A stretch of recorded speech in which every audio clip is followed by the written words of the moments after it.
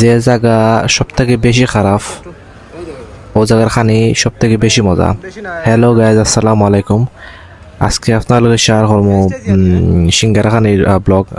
অনেক দিন থেকে জানে স্যার সিঙ্গারা খাইতাম বাক্কা কয়েকদিন থেকে, তো হুট করে গেলাম আমরা লোকাল বাজারও গিয়া সিঙ্গারা 2টা অর্ডার করলাম।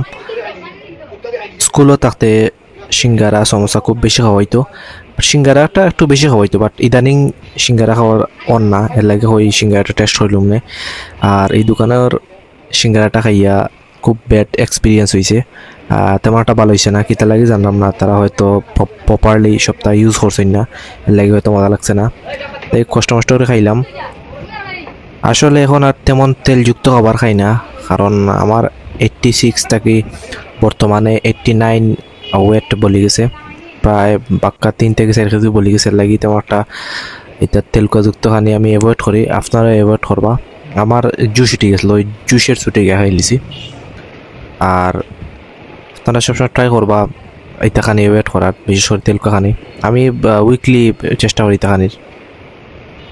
আর একটা রিকোয়েস্ট সবের গেছে, আমার পেজটা ফলো করে রাখবা। ওকে, থ্যাংক ইউ।